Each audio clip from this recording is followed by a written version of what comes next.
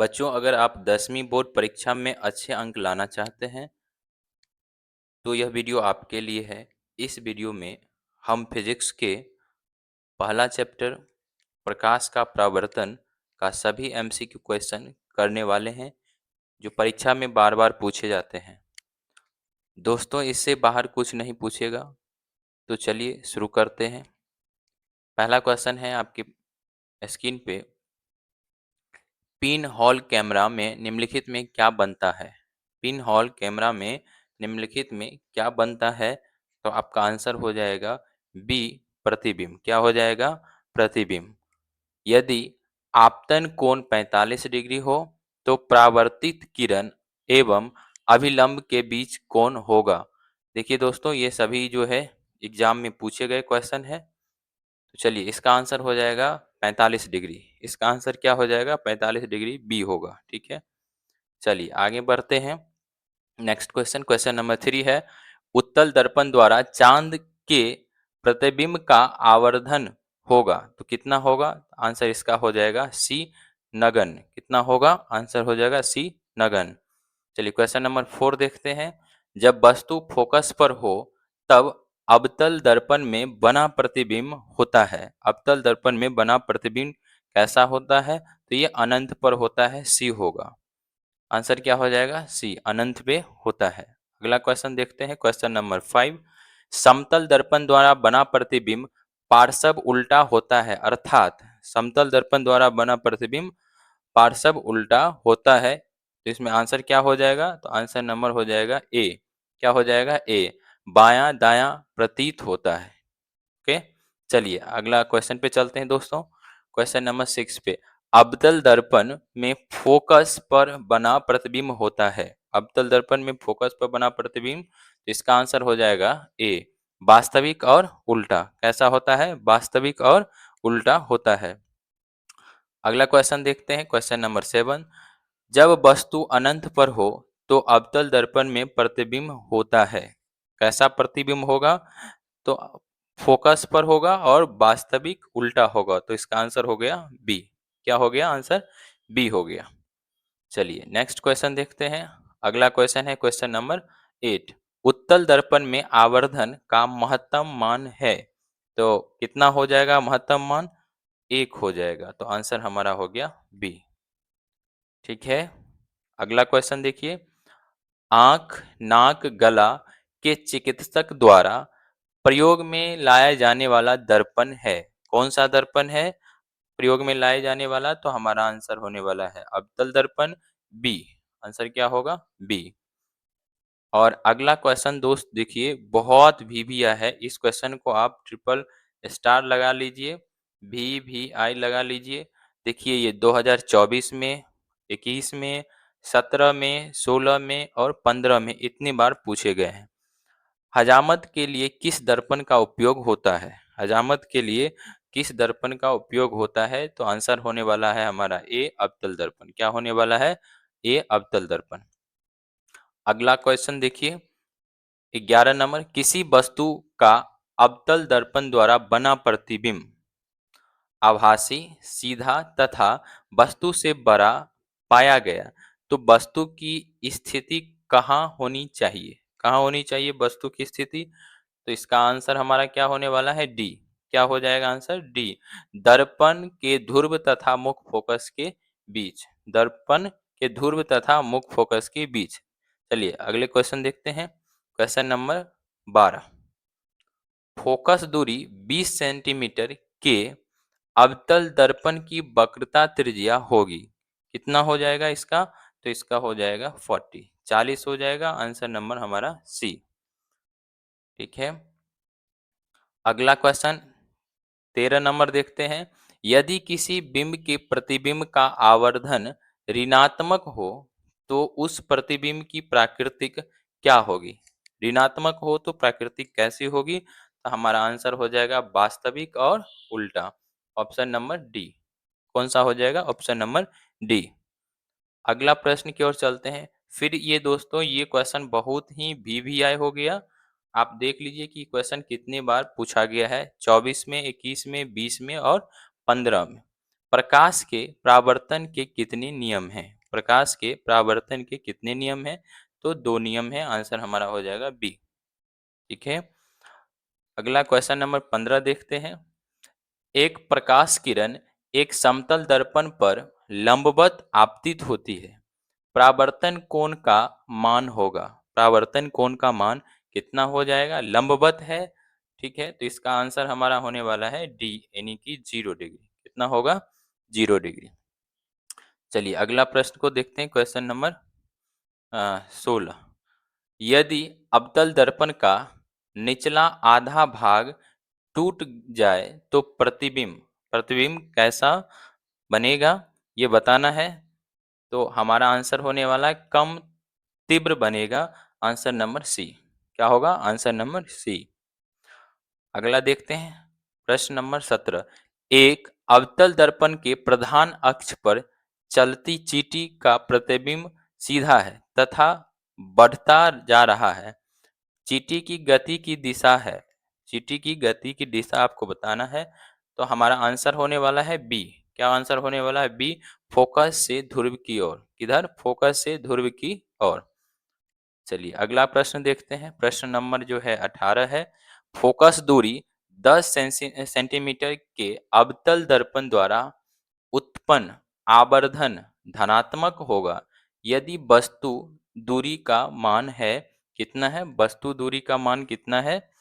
तो हमारा आंसर होने वाला है इसमें 10 सेंटीमीटर से कम, यानी कि आंसर नंबर सी हो जाएगा। अगला प्रश्न देखते हैं, प्रश्न नंबर हो गया 19। फोकस से ध्रुव की ओर आने पर अवतल दर्पण में आवर्धन का मान क्या होता है? तो हमारा आंसर इसमें क्या होने वाला है? आंसर हो जाएगा बी, घटता है। क्या होगा? घटता है। क्वेश्चन नंबर 20 देखते हैं। तेल लगा कागज होता है, तेल लगा कागज कैसा होता है? तो आंसर हमारा होने वाला है पारभासी होता है, आंसर नंबर सी होगा। ठीक है, क्वेश्चन नंबर 21 की बात करते हैं। सूर्य से आने वाला प्रकाश पुंज निम्न में से कौन है? तो सूर्य से आने वाला प्रकाश पुंज कौन सा है? तो हमारा आंसर हो जाएगा बी, समांतर प्रकाश पुंज। आंसर क्या हो जाएगा? बी।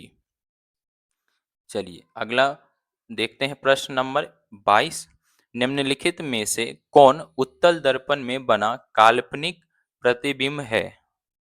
तो काल्पनिक प्रतिबिंब हमारा कौन सा है? तो आंसर हमारा हो जाएगा सीधा और छोटा होता है, आंसर नंबर हमारा होगा बी। मतलब कैसा होता है, ये सेंस है। अब देखिए क्वेश्चन नंबर जो है 23 फिर से लगा लीजिए, अब बहुत ही इंपोर्टेंट 3 स्टार लगा लीजिए, VVI। आप ये देख लीजिए कि 2025 में, 23 में, 21 में और 20 में लगातार इस तरह से पूछे गए हैं। दर्पण सूत्र कौन है? कौन सा है? तो दर्पण सूत्र हमारा हो जाएगा डी। हमारा आंसर क्या हो जाएगा? डी, 1/v प्लस 1/u बराबर 1/f। ठीक है, अगला प्रश्न की ओर चलते हैं। ये हमारा हो गया प्रश्न नंबर 24। हाँ, चलिए इस क्वेश्चन को देखते हैं। 24 नंबर में आभासी प्रतिबिंब कैसा होता है? आभासी प्रतिबिंब जो है वो कैसा होता है? तो हमारा आंसर होने वाला है बी, सीधा होता है। कैसा होता है? सीधा होता है। 1 मिनट दोस्तों। अब अगला क्वेश्चन को हम लोग देखते हैं, क्वेश्चन नंबर 25। निम्न में से किस दर्पण की फोकस दूरी धनात्मक होती है? किस दर्पण की फोकस दूरी धनात्मक होती है? तो आंसर हमारा होने वाला है उत्तल दर्पण, आंसर ए होगा। आगे बढ़ते हैं, अगला प्रश्न है 26 नंबर। निम्नलिखित में कौन उत्तल दर्पण की फोकस दूरी है जिसकी वक्रता त्रिज्या 32 सेंटीमीटर है? ठीक है, तो आंसर हमारा हो जाएगा डी, प्लस 16 सेंटीमीटर हमारा आंसर होने वाला है। ठीक है, क्योंकि आधी होती है इसीलिए हमारा आंसर हो जाएगा डी। अगला क्वेश्चन है हमारा 27 नंबर। प्रकाश की किरणें गमन करती है, प्रकाश की किरणें गमन करती है, तो हमारा आंसर क्या होने वाला है? सीधी रेखा में सी हमारा आंसर होने वाला है। चलिए क्वेश्चन नंबर है 28। अवतल दर्पण किस प्रकार का दर्पण है? अवतल दर्पण किस प्रकार का दर्पण है? तो हमारा आंसर होने वाला है अभिसारी, आंसर नंबर बी। ठीक है, आगे बढ़ते हैं अगले प्रश्न की ओर। 29 नंबर, कार की हेडलाइट में निम्नलिखित में से किस प्रकार के दर्पण का उपयोग किया जाता है? कार के हेडलाइट में, तो हमारा आंसर इसका होने वाला है अवतल दर्पण। ठीक है, ऑप्शन नंबर बी। अब अगले प्रश्न को देखिए, फिर से ये काफी महत्वपूर्ण वीवीआई क्वेश्चन हो गया। ठीक है, एम वीवीआई, मोस्ट वीवीआई लिख लीजिए। क्वेश्चन ये है 25 में, 23 में, 22 में और 21 में लगातार ये पूछा गया है। क्वेश्चन है, अवतल दर्पण की फोकस दूरी होती है। अवतल दर्पण की फोकस दूरी कैसी होती है? तो फोकस दूरी ऋणात्मक होती है, आंसर नंबर हमारा बी होगा। चलिए अगले प्रश्न की ओर बढ़ते हैं। 31 नंबर, किसी दर्पण से हमेशा वस्तु से छोटा प्रतिबिंब बनता है। कह रहा है किसी दर्पण से हमेशा वस्तु से छोटा प्रतिबिंब बनता है, तो कौन सा है? तो हमारा आंसर होने वाला है सी, उत्तल दर्पण। सी हमारा आंसर हो जाएगा।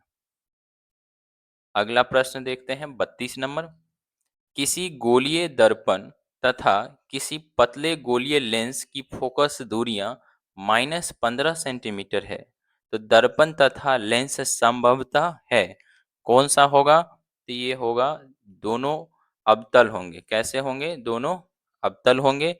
ये हमारा आंसर नंबर सी हो गया। अगला प्रश्न देखते हैं 33 नंबर, गोलीय दर्पण के परावर्तक पृष्ठ की वृत्ताकार सीमा रेखा का व्यास कहलाता है। क्या कहलाता है? तो कहलाता है, इसे हम सी, गोलीय दर्पण का द्वारक बोलेंगे। आंसर हमारा हो जाएगा सी। अगला जो है 34 नंबर क्वेश्चन है, किस दर्पण में दूर की वस्तु का प्रतिबिंब सदैव सीधा होता है? दूर का प्रतिबिंब सदैव कैसा होता है? सीधा होता है। तो इसका आंसर होगा या तो समतल अथवा उत्तल। तो डी हमारा होने वाला है आंसर। चलिए आगे बढ़ते हैं। 35 नंबर क्वेश्चन को देखते हैं। एक अभिसारी किरण पुंज समतल दर्पण पर आपतित होती है। परावर्तित किरण पुंज होगा, परावर्तित किरण पुंज कैसा होगा? तो ये हमारा अभिसारी होगा। आंसर हमारा हो गया बी। अगले प्रश्न की ओर बढ़ते हैं 36 नंबर, किसी गोलीय दर्पण की फोकस दूरी 20 सेंटीमीटर है। यह गोलीय दर्पण किस प्रकार का है? ये गोलीय दर्पण किस प्रकार का है? तो ये हमारा है उत्तल दर्पण है। आंसर हमारा होने वाला है बी। अगला प्रश्न है 37 नंबर, समतल दर्पण द्वारा बना प्रतिबिंब होता है। अब देखिए इस क्वेश्चन को आप फिर से लगा लीजिए, 3 स्टार, वीवीआई लगा लीजिए क्वेश्चन को। 26 में पिछले साल, 23 में, 26 इस साल, 23 में, 16 में और 15 में पूछे गए हैं। समतल दर्पण द्वारा बना प्रतिबिंब होता है। तो समतल दर्पण द्वारा बना प्रतिबिंब कैसा होता है? तो काल्पनिक होता है। आंसर हमारा बी हो गया। अगले प्रश्न की ओर चलेंगे। 38 नंबर, किसी समतल दर्पण द्वारा आवर्धन होता है। किसी समतल दर्पण द्वारा आवर्धन +1 होता है। आंसर हमारा हो गया ए। अगला 39 नंबर क्वेश्चन देखते हैं कि निम्नलिखित में किस दर्पण द्वारा किसी वस्तु का आभासी प्रतिबिंब मिल सकता है? कैसा प्रतिबिंब मिलेगा? आभासी प्रतिबिंब।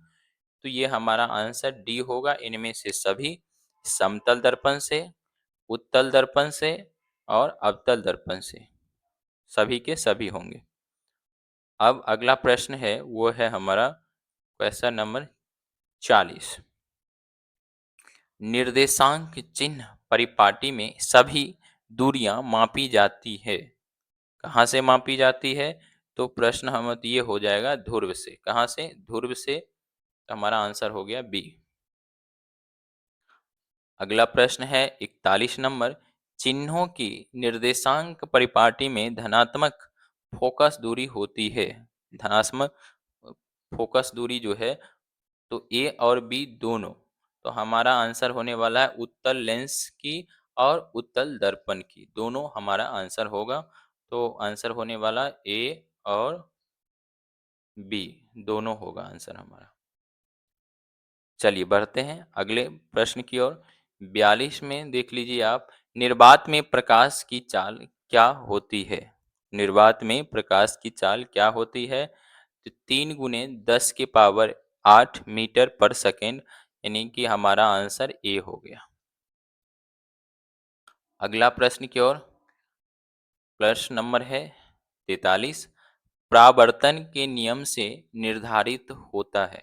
प्रावर्तन के नियम से निर्धारित होता है, तो आंसर हमारा हो गया आपतन कोण बराबर प्रावर्तन कोण। आंसर नंबर ए हमारा हो गया। अगला प्रश्न की ओर चलते हैं 44 नंबर। सर्च लाइट का प्रावर्तक सतह होता है। सर्च लाइट का प्रावर्तक सतह कैसा होता है?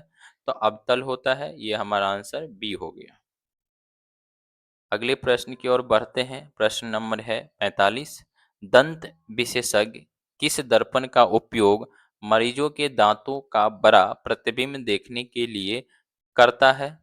45 नंबर क्वेश्चन। तो इसका आंसर हमारा हो जाएगा अवतल दर्पण, बी हमारा आंसर हो गया। अगला प्रश्न देखिए 46 नंबर है कि एक प्रयोग में अवतल दर्पण द्वारा किसी प्रतिबिंब का किसी बिंब का प्रतिबिंब एक पर्दे पर प्राप्त किया जाता है। दर्पण की फोकस दूरी को निर्धारित करने के लिए प्रयोगकर्ता को मापने की जरूरत है। क्या मापने की जरूरत है? आंसर क्या इसका होने वाला है? तो बी हो जाएगा हमारा answer. Sorry, A and B दोनों हो जाएगा। तो दर्पण तथा पर्दा के बीच की दूरी, दर्पण तथा बिंब के बीच की दूरी, आंसर हमारा ए और बी दोनों होगा। ठीक है। चलिए अगले प्रश्न की ओर चलते हैं। 47 नंबर। किस दर्पण का उपयोग सामान्यतः वाहनों के पश्च दृश्य दर्पणों के रूप में किया जाता है? पश्च दृश्य दर्पणों के रूप में किया जाता है, तो ये हमारा हो जाएगा उत्तल दर्पण। आंसर हमारा हो गया सी। चलिए दोस्तों अगला क्वेश्चन। अगर ये वीडियो आपको जो है आपके लिए जरूरी है, मदद हेल्पफुल है, तो एक बार लाइक जरूर कर देंगे और दोस्तों के साथ शेयर भी कर दीजिएगा। तो इस तरह का वीडियो बनाने में और आपके लिए ज़्यादा हेल्पफुल होगा। चलिए बढ़ते हैं अगला क्वेश्चन की ओर। नई कार्तीय चिन्ह परिपाटी के अनुसार दर्पण के सामने रखे गए बिंब की बिंब दूरी ली जाती है। क्या ली जाती है? तो ऋणात्मक इसकी ली जाती है। आंसर हमारी बी होगी। ओके। चलिए अगले प्रश्न की ओर बढ़ते हैं। 49 नंबर। समतल दर्पण की फोकस दूरी होती है। समतल दर्पण की फोकस दूरी अनंत होती है। आंसर हमारा ए हो गया। 50 नंबर क्वेश्चन की ओर चलते हैं। अवतल दर्पण के सामने वस्तु को कहाँ रखा जाए ताकि प्रतिबिंब उल्टा, वास्तविक और समान आकार का बने? तो ये हम वक्रता केंद्र पर रखते हैं। आंसर हमारा सी हो गया। अगला प्रश्न है 51 नंबर। उत्तल दर्पण में प्रतिबिंब बनता है। ऐसा प्रतिबिंब बनता है तो आभासी बनता है। हमारा आंसर हो गया बी। अगला प्रश्न है 52 नंबर। किसी अवतल दर्पण की फोकस दूरी एफ और उसकी वक्रता त्रिज्या आर है, तो निम्नांकित में से कौन संबंध सही है? ये भी क्वेश्चन 21 में और 13 में पूछा गया है। तो इसका आंसर हो जाएगा R is equal to 2f। R बराबर 2f, ये हमारा बी आंसर हो जाएगा। 53 नंबर क्वेश्चन है, एक प्रतिबिंब का आकार हमेशा वस्तु के बराबर है तो दर्पण होगा। तो दर्पण कौन सा होगा? समतल दर्पण होगा। आंसर हमारा सी हो गया। 54 नंबर क्वेश्चन है, एक अवतल दर्पण में बिंब दूरी और प्रतिबिंब दूरी दोनों 40 सेंटीमीटर है, तो दर्पण की फोकस क्या होने वाला है? दर्पण का फोकस 20 सेंटीमीटर होगा। आंसर हमारा बी हो जाएगा। चलिए अगला प्रश्न की ओर बढ़ते हैं। अगला प्रश्न है हमारा 55 नंबर क्वेश्चन है। जब वस्तु दूरी नगण्य हो तो आवर्धन 1 होता है। कौन से दर्पण में होगा ये? तो ये हमारा इनमें से सभी में होगा। उत्तल दर्पण में, अवतल दर्पण में और समतल दर्पण में। तो हमारा आंसर होने वाला है डी। अगला प्रश्न है 56 नंबर। एक दर्पण पर आपतन कोण 30 डिग्री के लिए परावर्तित किरण एवं आपतित किरण के साथ कोण बनाती है और कितनी डिग्री का कोण बनाती है? तो 60 डिग्री का कोण बनाती है। 60 डिग्री का। तो आंसर हमारा हो जाएगा सी। अगला प्रश्न है 57 नंबर। प्रकाश के परावर्तन के कारण यदि विचलन 2x हो तो आपतन कोण होगा। आपतन कोण कितना होगा? तो ये x होगा। तो हमारा आंसर हो गया ए। और यह इस चैप्टर का प्रकाश के परावर्तन का आखिरी क्वेश्चन है 58 नंबर। एक बिंदु स्रोत के समक्ष रखी अपारदर्शी वस्तु की बनेगी क्या चीज बनेगी? केवल छाया बनेगी। तो आंसर हो जाएगा ए। तो दोस्तों आगे इस प्रकार से पूरे विज्ञान, सामाजिक विज्ञान, मैथ्स, हिंदी, इंग्लिश और संस्कृत सभी विषयों का एमसीक्यू डिस्कस करने वाला हूँ। परीक्षा में 95% प्लस अंक लाने के लिए आप हमारे चैनल साइंस स्टडी प्लस को सब्सक्राइब कर लीजिए और साथ साथ दोस्तों के साथ शेयर कर दीजिए ताकि उन्हें भी हेल्प मिल सके। मिलते हैं अगले वीडियो में। तब तक के लिए धन्यवाद।